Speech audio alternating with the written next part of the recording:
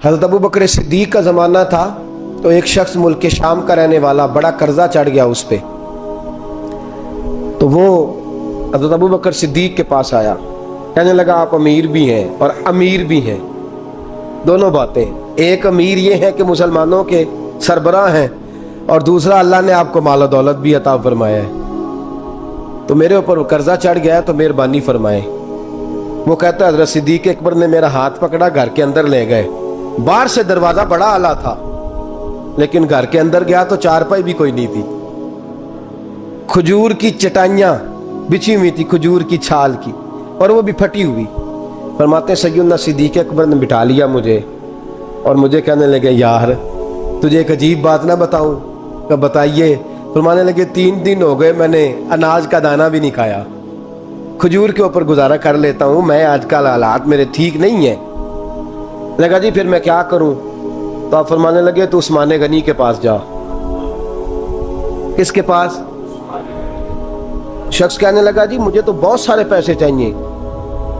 تو آپ نے فرمایا تیری سوچ وہاں ختم ہوتی ہے جہاں سے عثمان کی سخاوت شروع ہوتی ہے، تیری سوچ وہاں تو جو سوچتا ہے نا اتنے ملیں گے، تیری ختم ہوتی ہے سوچ جہاں سے عثمان کی سخاوت شروع ہوتی ہے، تو جا۔ کہنے لگا جی آپ کا نام لوں؟ فرمایا ضرورت ہی نہیں پڑے گی۔ جی میں ذکر کروں گا کہ مجھے امیر المومنین نے بھیجا ہے۔ فرمایا ضرورت ہے، صرف اتنا تو جا کے بتانا کہ میں مقروض ہوں اور رسول اللہ کا نوکر ہوں صلی اللہ علیہ، اتنا بتانا کہ مسلمان ہوں، مصطفیٰ کا غلام، بس، اور کسی اضافے کی ضرورت۔ کہا جی وہ دلیل مانگیں گے؟ فرمایا عثمان خیرات کرتے تفتیشیں نہیں کرتا، عثمان اللہ کی راہ میں دیتے ہوئے تفتیشیں 10 روپے دینا اور 100 بات سنانا فقیر کو، تک تو نہیں نا، 10 روپے اور 100 قسم کے تانے نہ دے تو میاں چشم پوشی کر جا، تجھے کس نے اجازت دیا ٹٹولنے کی، پھولنے کی اور کرودنے کی؟ یہ حال اگر تیرے ساتھ کیا جائے، رب اگر تجھے ٹٹول کے دے تو تیرا کیا بنے؟ رب کریم اگر تجھے ٹٹول کے دے کہ پہلے بتا نمازیں کتنی پڑھی ہیں، سویرے اٹھتا ہے کہ نہیں، تو تیرا کیا حال ہوگا؟ تو ٹٹولتا پھرتا ہے 10 روپے دینے کے لیے۔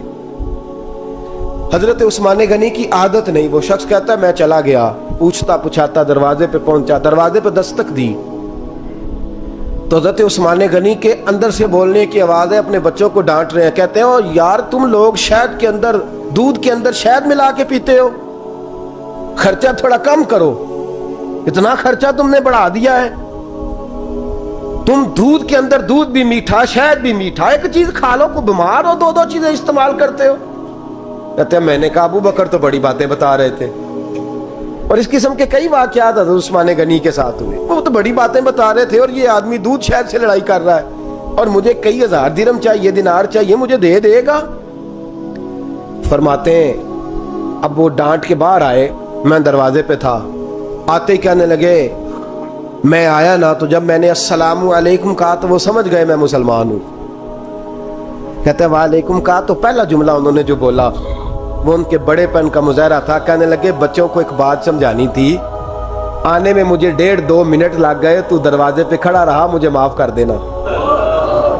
بڑے لوگوں کی بڑی باتیں، بڑے لوگوں کی بڑی باتیں، اتنا بڑا قد ہے اتنا بڑا اخلاق ہے۔ کہنے لگے تجھے ایک بات بچوں سے کرنے لگ گیا تھا، تجھے انتظار کرنا پڑا، ذرا درگزر کرنا۔ کہتے ہیں پھر انہوں نے دروازہ کھولا، جو اس وقت ان کا ماحول تھا حویلی کا، ڈرائنگ روم کا، جو بھی، مجھے بٹھایا۔ کہتے ہیں میرے لیے جو پہلی چیز آئی وہ دودھ کے اندر شہد ڈال کے وہ لائے۔ کہتے ہیں میرے دل میں خیال آیا گھر میں جھگڑا کر رہے تھے، مجھے پلایا، اس کے بعد کھجوروں کا حلوہ آ گیا۔ کہتے ہیں میں نے کہا بچوں کو کہہ رہے تھے ایک میٹھی چیز استعمال کرو، میرے لیے 3 آ گئی ہیں، 3 آ گئی، عجیب شخص ہے۔ کہتے ہیں میں لیکن ابھی میرا تصور جمع نہیں، میں نے کہا اتنا تگڑا نہیں جتنا حضرت ابو بکر نے بتایا ہے۔ کہتے ہیں کھلا پلا کے نا پھر پوچھنے لگے کیسے آئے ہو، کیسے آئے ہو؟ تو کہتے ہیں میں نے کہا کہ جناب میں مجبور ہوں، آج بہت سارے لوگ ہیں نا جن کے پاس کسی کی بات سننے کا ٹائم ہی نہیں، کہتے ہیں موٹی موٹی بات کریں، آخری۔ حضرت عثمان غنی پوری کھلا پلا کے کہنے لگے کیسے آنا ہوا؟ کہتے ہیں میں نے کہا جی میں مسلمان ہوں، ملک کے شام کے مضافات کے ایک گاؤں کا رہنے والا ہوں، کچھ کاروباری مشکلات آئیں تو میں مقروض ہو گیا, میرے اوپر قرضہ ہے, مجھے کچھ پیسوں کی حاجت ہے. فرمانے لگے میں نے کچھ پیسے کہا, انہوں نے ایک آواز دی تو ان کا غلام آیا ایک اونٹ کے اوپر لدا ہوا سامان لے کے. کس کے اوپر؟ اونٹ کے اوپر. کہتا ہے مجھے 3000 اشرفیوں کی ضرورت تھی, میں نے بتایا نہیں 3000 چاہیے. اونٹ آیا تو حضرت عثمان غنی کہنے لگے اس اونٹ پر تیرے لیے تیرے گھر والوں کے لیے میں نے کپڑے بھی رکھوا دیے, کھانا بھی رکھوا دیا اور 6000 اشرفیاں بھی رکھوا دیے. تو پیدل آیا ہے تو اب اونٹ لے کے جا. کہتے میں نے کہا حضور اونٹ واپس کون کرنے آئے گا؟ کہنے لگے واپس کرنے کے لیے دیا ہی نہیں تو تحفہ ہے, تو لے جا. کہتے ہیں میں کہاں سے چلا تھا ڈھونڈتا اور مدینے میں آیا, اور جب مدینے میں آیا تو پھر اللہ نے جھولی بھر کے عطا فرمایا. کہتے ہیں میری آنکھوں میں آنسو آ گئے اور میں نے کہا حضور آپ نے تو میری ضرورت سے کہیں بڑھ کے نواز دیا ہے, مجھے معاف کیجئے گا.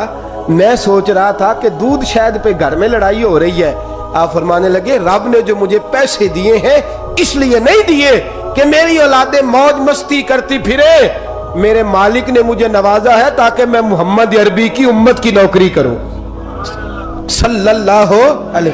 یہ سخاوت کا عالم. فرماتے میں نے نہیں بتایا کہ مجھے سیدنا صدیق اکبر نے بھیجا ہے. فرماتے میں دروازے تک گیا تو میں نے کہا شکریہ جزاک اللہ, آپ کی مہربانی. تو مسکرا کے فرمانے لگے میرا شکریہ ادا نہ کر, ابو بکر صدیق کا کر.